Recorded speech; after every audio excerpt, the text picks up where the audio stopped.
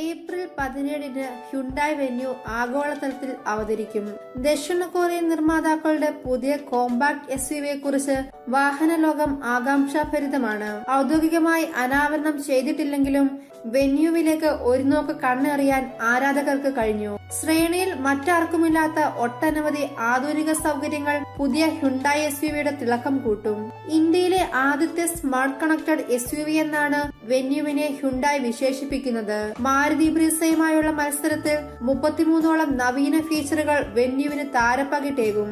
ഇതിൽ 10-ലധികം ഫീച്ചറുകൾ ശ്രേണിയിൽ തന്നെ ആദ്യമായാണെന്ന് ഹ്യുണ്ടായ് പറയുന്നു.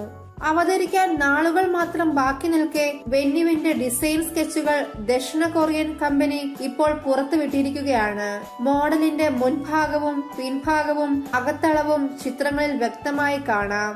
ചതുരാകൃതിയാണ് ബമ്പറിലുള്ള ഹെഡ്ലാമ്പുകൾക്ക്. നേർത്ത ഡേ ടൈം റണ്ണിംഗ് ലൈറ്റുകൾ ബോണറ്റിനോടും ഗ്രില്ലിനോടും ചേർന്ന് നിലകൊള്ളുന്നു. ഫോഗ് ലാമ്പുകളും ബമ്പറിൽ തന്നെ. വെന്യൂവിന് പരുക്കൻ ഭാവപകർച്ചയേകാൻ സ്കിഡ് പ്ലേറ്റിന് കഴിയുന്നുണ്ട്. പതിവ് പോലെ ഹ്യുണ്ടായുടെ സിഗ്നേച്ചർ കസ്കോഡിംഗ് ശൈലിയാണ് ഗ്രില്ല് പിന്തുടരുന്നത്. ഗ്രില്ലിന് ക്രോം തിളക്കമുണ്ടായിരിക്കും. പിറകിൽ ടെയിൽ ലാമ്പുകൾക്കും ചതുരാകൃതിയാണ്.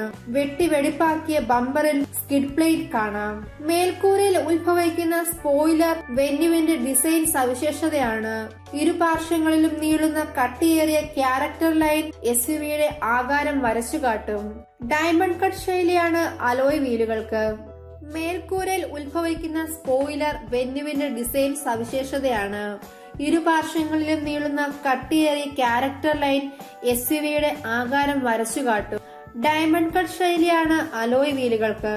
മേൽക്കൂരയിൽ റൂഫ് റെയിലറുകളുമുണ്ട്.